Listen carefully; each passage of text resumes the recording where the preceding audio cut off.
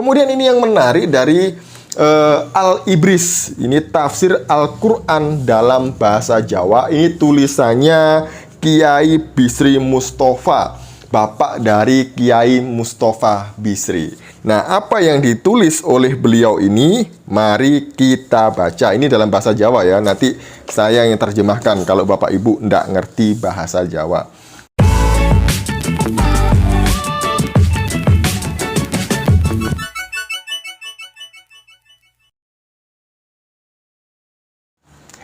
Shalom saudaraku, salam damai sejahtera di dalam kasih Kristus. Berjumpa lagi dengan saya, Didi Juli. Kita akan belajar berapologetika bersama-sama di channel ini. Paulus seringkali diremehkan, direndahkan, bahkan dipertanyakan kerasulannya oleh orang-orang Islam dan para polemikus Muslim. Salah satunya adalah Umi Rifa. Jadi dia ini protes kalau Paulus itu dijadikan rasul secara langsung oleh Yesus. Dia nggak terima, guys. Sebelumnya, mari kita melihat video berikut ini. Dia dipilih untuk menginjili orang di luar Yahudi, sementara Petrus untuk orang khusus Yahudi. Sementara Yesus berpamitan kepada murid-muridnya tuh nitipin dombanya sama siapa? Sama Petrus. Loh, kok tiba-tiba ada orang yang mengaku dipilih dari dalam kandungan? Coba lu bayangin, kalau memang dia dipilih dari dalam kandungan oleh Yesus, kenapa Yesus biarkan dia membunuh Stefanus? Emang kenapa Yesus tidak pernah mencari Paulus ketika dia masih hidup? Kenapa justru dia sudah naik ke langit dan dia memberikan aba-aba kepada murid-muridnya? Jika ada yang mengaku bertemu Mesias di sana, Mesias di sini, di padang gurun, jangan kau percaya. Nah, tiba-tiba setelah Yesus naik ke langit, ada yang ngaku ketemu Mesias di padang gurun lagi, di Damsyik guling-guling. Kata Yesus apa? Bahkan penyesat ini melakukan mukjizat-mukjizat juga. Paulus punya mukjizat nggak menurut kalian? Punya. Apa di dalam Ulangan 18:20? Seorang nabi yang dengan berani menyatakan sesuatu yang tidak aku perintahkan, nabi itu harus mati. Kalau Bapak Ibu mau melihat omelan-omelan Umi Rifa tentang Paulus, silahkan dilihat di channelnya Pak Donditan ya. Karena di situ dia ini ngoceh ke sana kemari tentang kerasulan Paulus. Dia nggak terima kalau Paulus itu dijadikan rasul. Jadi dia menolak. Orang ini pangkatnya apa dan siapa sih? Dia kan Islam. Ngapain dia menolak kerasulan Paulus? Rasulnya orang Kristen.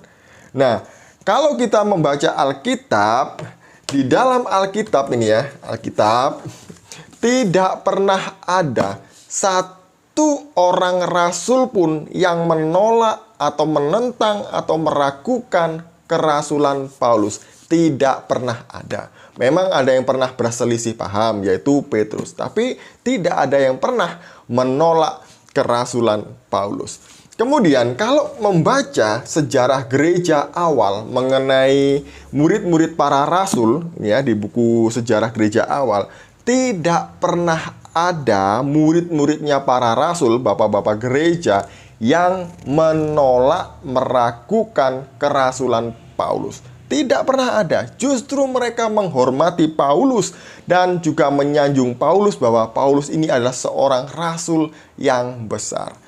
Contohnya, Clement dari Roma, muridnya Rasul Petrus. Dia berkata demikian, Paulus memberi contoh yang telah ditunjukkannya dengan membayar harga bagi ketaatannya.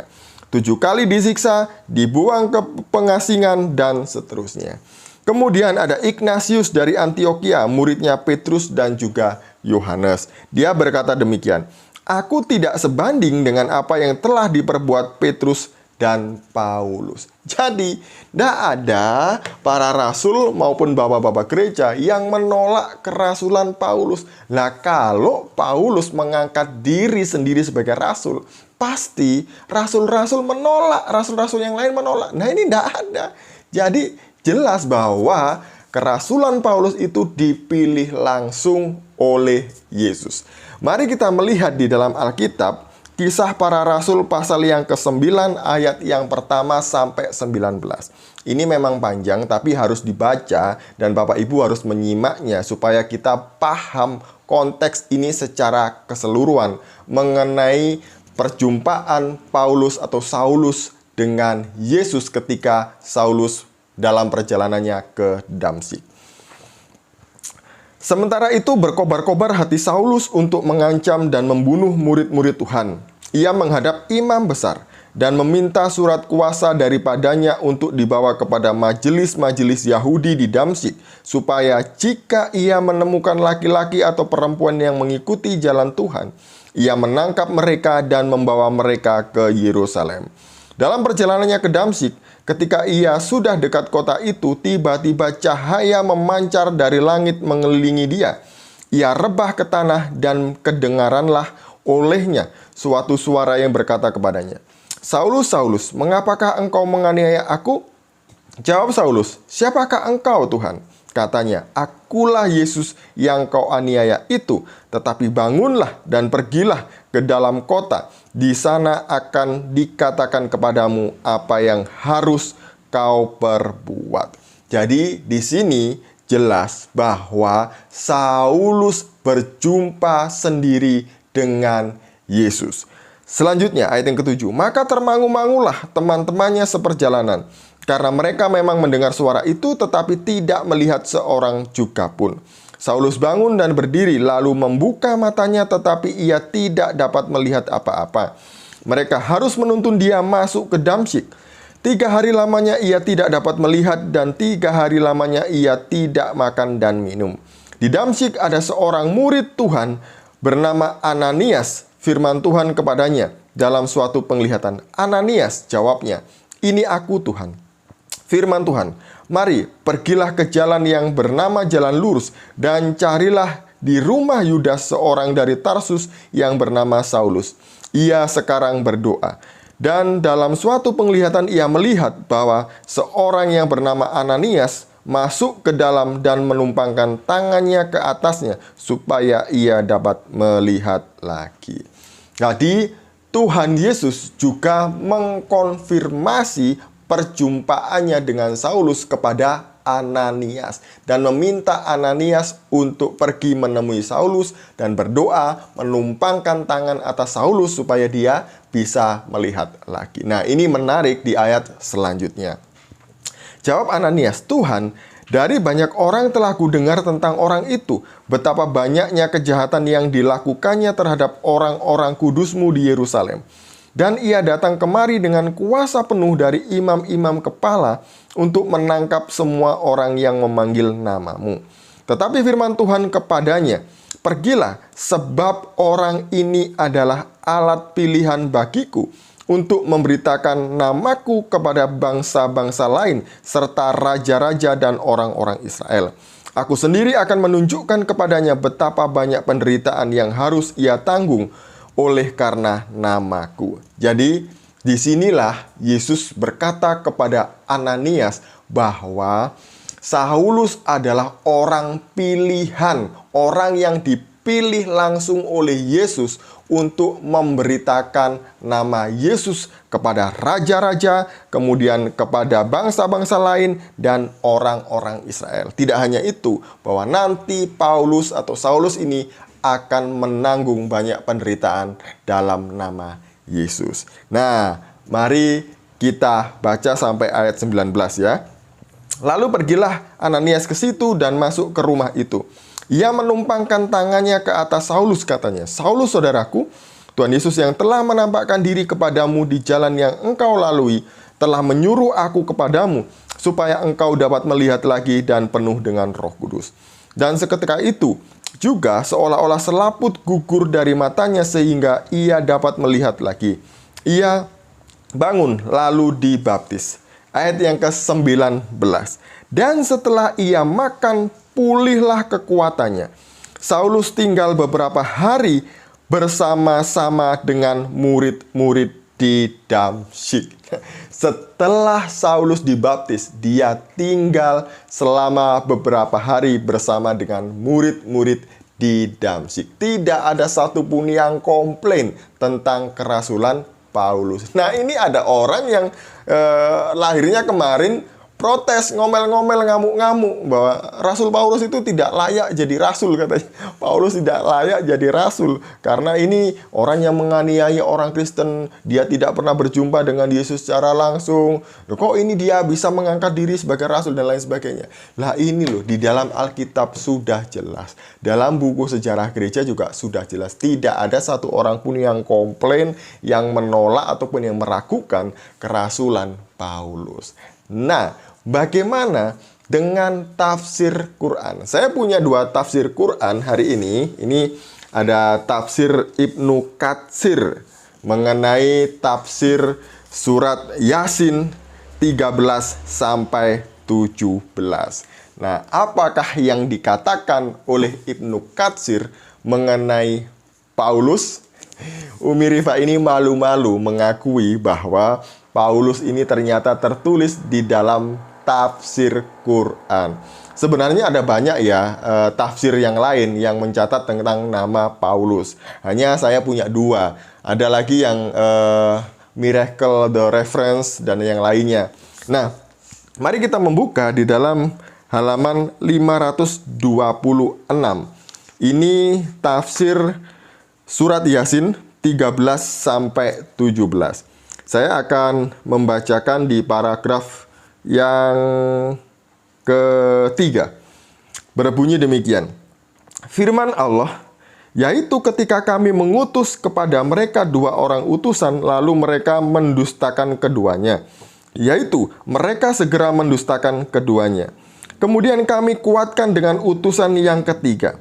Yaitu kami memperkuat dan menyokong keduanya dengan utusan yang ketiga. Ibnu Juraij meriwayatkan dari Wahab bin Sulaiman dari Syu'aib Al-Jibai, dia berkata, nama kedua rasul yang diutus pertama adalah Syamun dan Yohana, sedangkan yang ketiga adalah Bulias.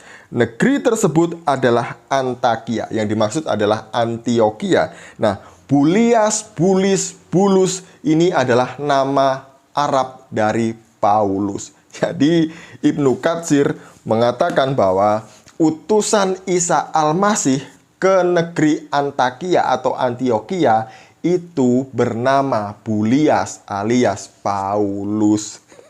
Loh ya, ini loh ada di dalam tafsir Qur'annya. Gitu kok dia ngomel-ngomel ya. Dia apa ya namanya ya? Rempong-rempong gitu loh ya tentang kitab suci orang lain, tentang keyakinan orang lain. Nah, kemudian ini yang menarik dari Al-Ibris. Ini tafsir Al-Quran dalam bahasa Jawa. Ini tulisannya Kiai Bisri Mustafa, bapak dari Kiai Mustafa Bisri. Nah, apa yang ditulis oleh beliau ini? Mari kita baca. Ini dalam bahasa Jawa ya. Nanti saya yang terjemahkan kalau Bapak Ibu tidak ngerti bahasa Jawa. Kita melihatnya di halaman 442. Ini sebenarnya panjang sekali ya. Tapi saya hanya membacakan sedikit saja. Begini. Nabi Isa iku ngutus utusan loro. Jadi Nabi Isa itu mengutus 2 utusan. Siji aran Yahya, kang siji maneh aran Bulis. Yang satu namanya Yahya atau Yohanes, yang satu yang bernama Bulis, yaitu Paulus. Supaya tablik ana ing negara Antioquia Yunani. Nah, supaya tablik atau menyampaikan pesan Tuhan kepada di negara Antioquia Yunani. Kacarito nalika Yahya lan Bulis wis perek saking kutha Antioquia. Nah, diceritakan ketika Yahya atau Yohanes dan Paulus sudah dekat dengan kota Antioquia, dumadakan kapethuk siji wong tuwa aran Hubaib.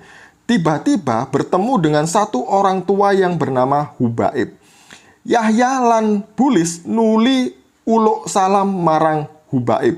Jadi Yohanes dan Paulus lalu memberikan salam kepada Hubaib. Hubaib mangsuli sampean puniko sinten. Jadi kata Hubaib, kalian itu siapa?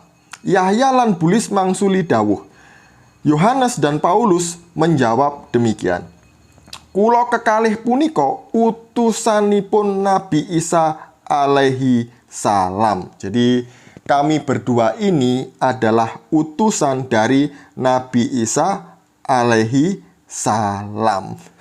Ini ya, menurut tafsir Quran dalam bahasa Jawa yang ditulis oleh Kiai Bisri Mustafa, Paulus juga dicatat ini adalah utusan Nabi Isa alaihi salam. Ini tafsir atas surah Yasin 13 sampai 17.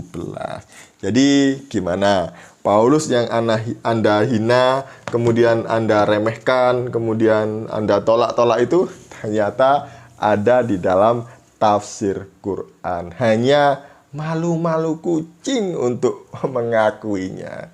Jadi demikian ya tentang kerasulan Paulus, bahwa dia memang dipilih langsung oleh Yesus. Demikian, semoga ini mencerahkan dan memberkati kita. Shalom, salam meras, Tuhan Yesus memberkati.